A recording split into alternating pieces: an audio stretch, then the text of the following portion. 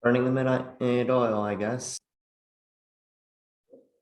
I ain't getting any sleep.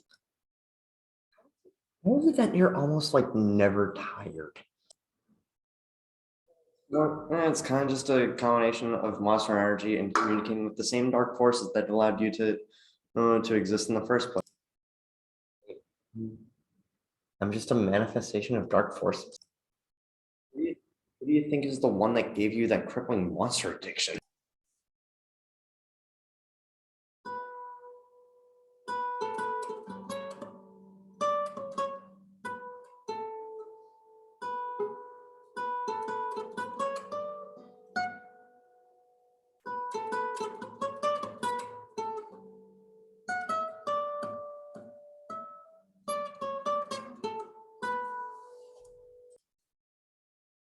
That one felt way too good that one just felt way too good.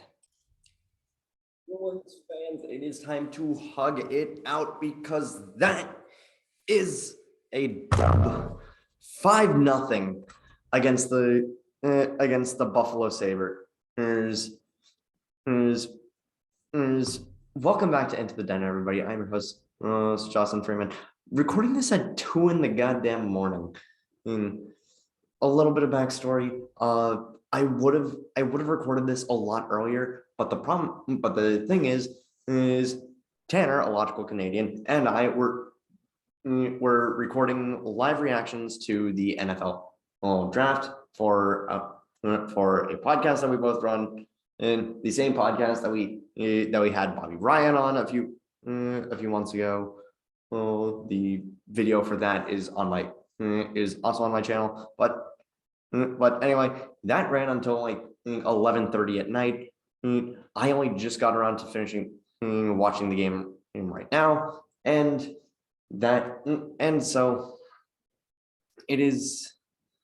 Yeah, it's freaking late as hell. But you know what? We're still gonna freaking go along with it.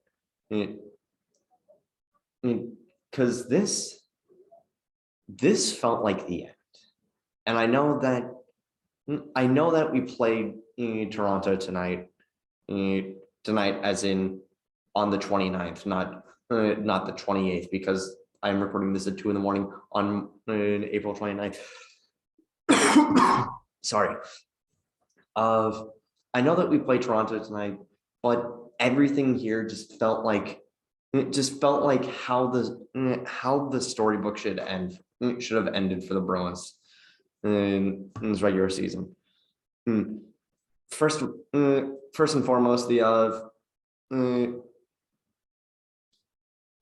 this is the final home game of the regular season, and it could also be the last regular season home game in a Bruins uniform that Patrice Bergeron ever plays.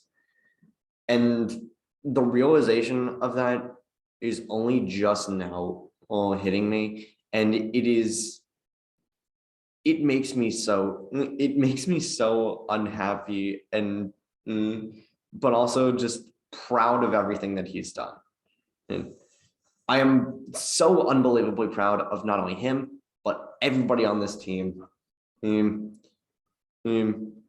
But honestly, Bergeron is quite possibly one of my favorite NHL players of all time. Like I talked about I talked about in my reaction to the game against Montreal that Guy Lafleur was one of the 5 players that I wish I got to watch growing up. Bergeron is number 1 of players I'm proud to have seen play growing up. Him, Pavel Datsyuk, Tyler Seguin, so many great freaking players, but Bergeron is number 1. But while he's number 1, the Bruins honor number 7 tonight, not Phil Esposito. Well, they honor the 7th player award going to goalie Jeremy Swayman, and honestly, he freaking deserves it. I know Bruins Nation has been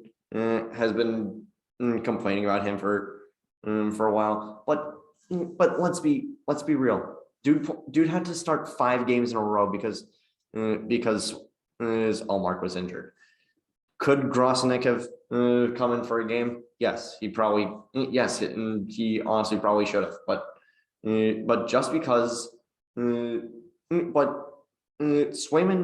still is a freaking amazing goalie,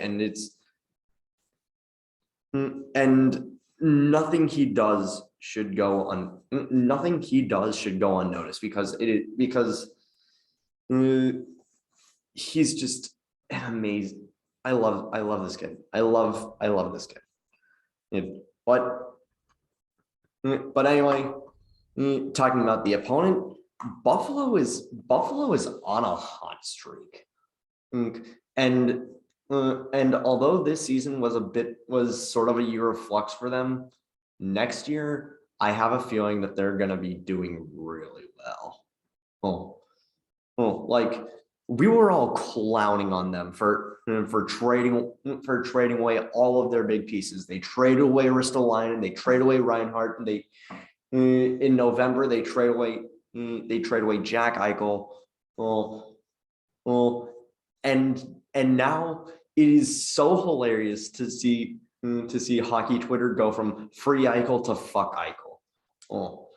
Because Vegas is out of the playoffs and Buffalo is riding a 4-game winning streak for the first time in 3.5 years. Are you freaking kidding? They hadn't won 4 games in a row in 3.5 years.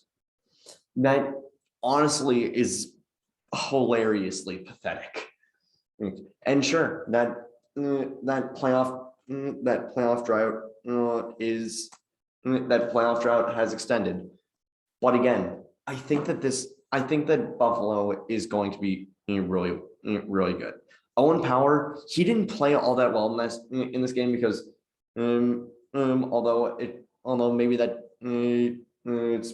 although that could partially be because Brad Marchand pretty much treated this as the Owen Power welcome your sweet Michigan ass to the NHL.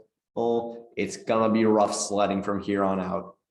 He pretty much uses it as that game, but also this is the final Bruins game this is the final game against the Bruins that possibly one of the best hockey announcers, Rick Jeanneret, will ever call. Freaking who is it, Brad May or whatever I forget what his first name is, but the freaking Mayday call. Mayday. Such an amazing call. I never thought that I would have this weird soft spot for the Buffalo Sabres, but I do. I have this weird soft spot for the Buffalo Sabres, and it's great. But he's not the only one in seeing his final days. Longtime Bruins trainer Don Del Negro, their trainer for almost 30 years, is retiring at the end of the season. And again, this felt like the end of the storybook. But no, we have to. But no, tomorrow. But no, later today is I guess the freaking epilogue. Even though by all means the freaking what is it, the freaking playoffs should be the epilogue. But puck drops and Bruins don't really look too hot, but they do manage to freaking draw a trip on Henry Jokiharju. Please Bruins, don't make me say 37. You made me say 37. And I think Andy Brickley said it best. Jack Edwards said that it looked like the game was stuck in third gear, and he said, "Well, I don't. Maybe the Bruins are stuck in third gear, but Buffalo, they are cruising. And and yeah, they were. Even though they didn't score a single goal, they would not give us any room to breathe in that first period. And but at the same time, the game just felt like a slog. It was like, but it was weird. It was weird. Hockey is one of those games where like 5 minutes can feel like an eternity, and somehow and simultaneously somehow just evaporate into thin air in the blink of an eye.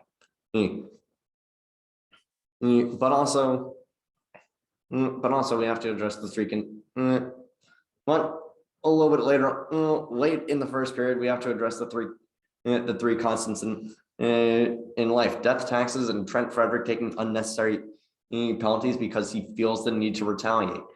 And honestly, this is part of the reason why I'm happy that Bergeron was chosen to be the captain and not Marchand, because if Marchand was the captain, this would be. I know that this is a really big problem for Frederick. Could you imagine how much worse of a problem this would be if like the primary form of leadership coming from the players on this team was one of the most retaliatory players in recent NHL history. Thankfully, Bruins were able to kill that penalty, and they're going right back to the penalty kill because guess who? Brad Marchand takes a stupid slashing penalty of his own. Fantastic. I hate this. Fantastic. Fantastic. We go into the second period on the penalty kill. And we managed to kill that, and then Taylor Hall. A tripping penalty. We're in like the last 10 minutes of the game. Within the span of 10 minutes, we've taken 6 minutes of penalties. And it's like, what the hell are you guys doing? What are you guys doing? Why are you guys doing this? But it was sometime along in that penalty kill, something in the Bruins clicked, and it felt like, what is it? You guys ever watch that? You guys ever watch that secret base chart party video of the saddest punt of searching for the saddest punt in NFL history, and John Boyes creates like this weird graph equation to determining when putting stuff into the surrender index for I think it was how far upfield it was. But yeah, that's kind of how it felt for this game, where like the Bruins gradually got up there, and then to the freaking moon, like freaking GameStop stuff. It's like a freaking year and a half ago. Holy crap, that was a year and a half ago. The internet is weird, but pretty much everybody on the Bruins takes Dustin Tokarski for a trip through the wheelhouse, and you can catch him lying on the cold hard ground, and with a puck trickling out from on top of him, I think, and Bergie just completely cleans it up. No one's in front of him, and it goes down. It goes down as an unassisted goal, which is interesting. And after this, the Bruins do look a lot more in sync.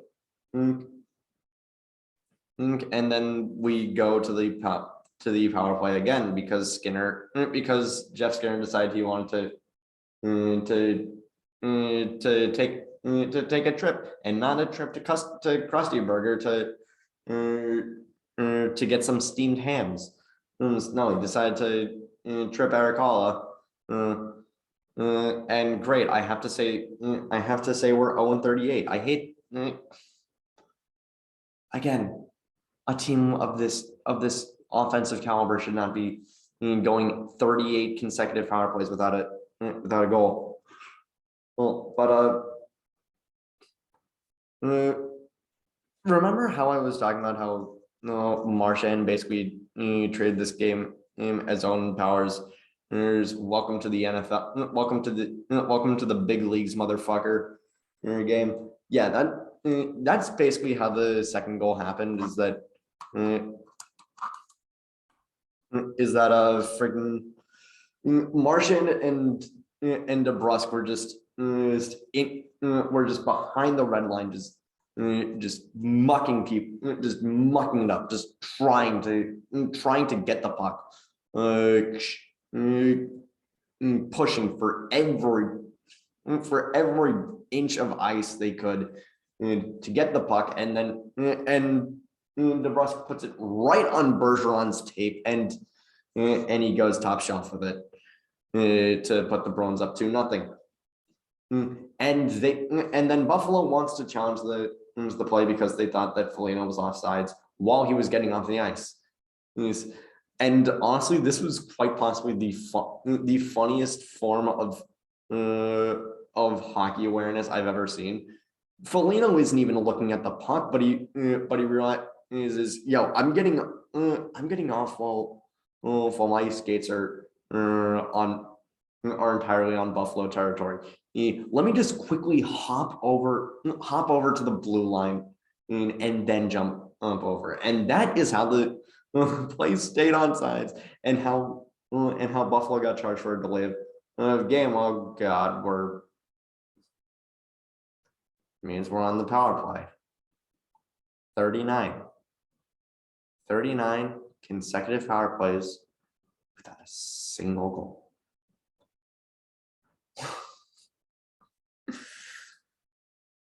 13 freaking games of this, man. 13 games.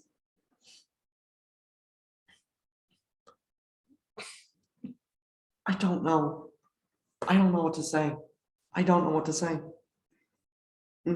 But especially because it's not long at, especially because it's at the start of the third period, and Peyton Krebs and Brad Marchand kind of go at it, and after Krebs high sticks Marchand, and please don't make me say 40. Please, for the love of God, do not make me say 40. Well, I'm saying 40, but not in the way that I thought I was going to. While the Bruins have the power play, Marchand gets the play on inside, and Hall jumps over the line, and then Marchand drags the puck back over onto the blue line, but not entirely crosses the blue line, and then gets it up to Hall, who for some reason draws all the attention, and friggin' Pasternak sitting pretty all the way up in the middle, lightly dekes out Dustin Tokarski, and just taps it through 5-hole. Oh my God. Oh my God. Oh my God. Oh my God. Oh my God. Oh my God. Oh my God. Oh my God. Yes. We ended the streak at 39. We ended the drought at 39, and Buffalo is challenging it. And this is what I almost thought I was going to have to say, and I will freaking say it. Comment in the comment box down below. Are you sick and tired of these reviews for offsides?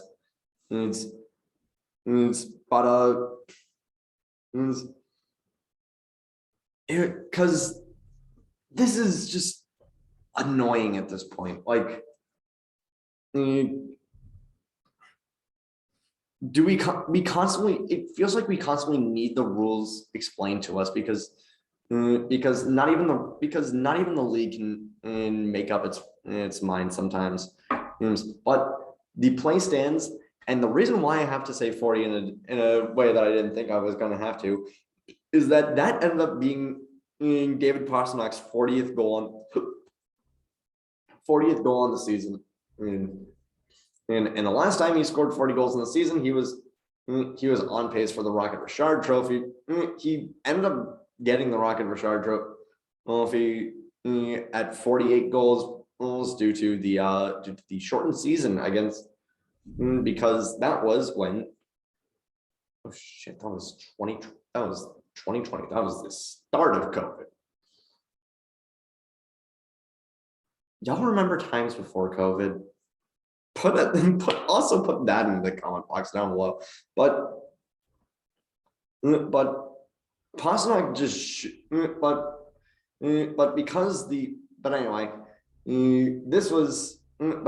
since the call stood, and since this was the second challenge by Buffalo that they had failed on, they ended up getting charged with a double minor. And right at the start of the second leg of the double minor, Pastrnak just shoots it from pretty much the blue line, and right after Dustin Tokarski,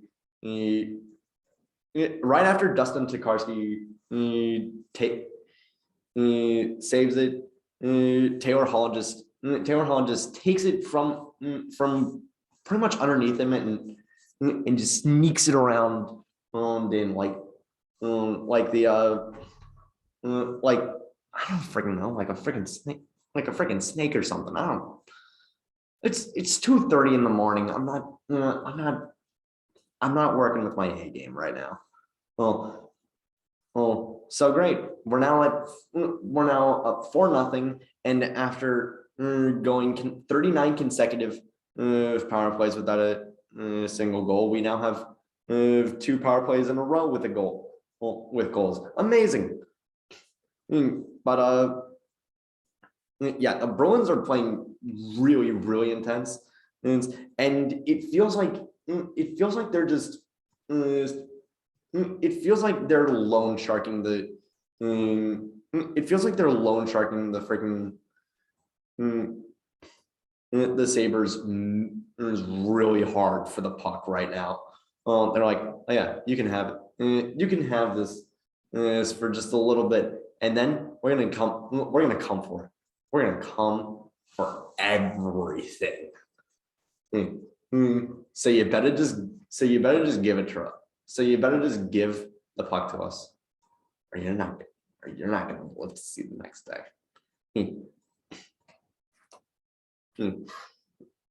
It's like friggin' or like for the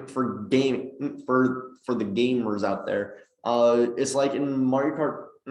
It's like in Mario Kart 8 Deluxe when you're in first place and you see on the mini map that a blue shell is coming, and you let your friend take first place for just a second so that the blue shell targets them instead of you, and it's like great. Great, thanks for taking it from me. Great, thanks for taking the puck. Thanks for taking the hit for me up. I'll just snag first place, and so we get to the final 5. Rasmus Asplund decides. I think he tries to make a pass off the boards, but that ends up going for icing, and you really don't want to do that in the last 3 minutes of the game. You don't want to give up an icing, especially for what happens next. There's like one or two passes is up and down the ice, like up and down the zone, but Charlie McAvoy ends up right off the face-off, but Charlie McAvoy ends up passing it to the middle to Bergeron. Bergeron touches it and snaps it top shelf.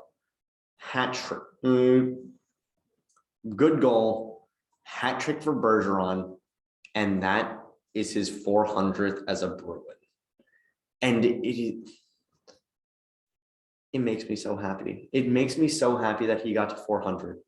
And I love Patrice Bergeron with all of my heart, and it is so good to see him get 400 in what is potentially his last regular season game as Bruin. I hope that isn't true. I sincerely hope that isn't true, but it probably will be. That ends up just killing the game. Bruins win 5-0. And we are currently 1 point behind Tampa. And we play Toronto tomorrow. I'm not gonna lie, I'm a little bit worried. I don't know. Maybe it's because the last time we played this team, maybe it's because the last time we played this team and it felt like we maybe it's because it hasn't felt like we've known how to play this team at all this season. But I would sooner take a series against Carolina right now than I would against Florida, than I would one against the Leafs. Hell, I'd take one against Florida over the Leafs. But maybe it's just the 60 goals that Matthews has that it concerns me. But I don't want to fight. I don't want to play the Leafs in the first round, and I'm kind of hoping that Tampa ends up doing it, because best case scenario, we win our best case scenario. We win the series against Carolina. And Tampa wins the series against Toronto, and then Tampa. I think we can turn into easy pickings. Worst case scenario, we fight this big bad Leafs team. Medium case scenario, we beat the medium case scenario. We beat the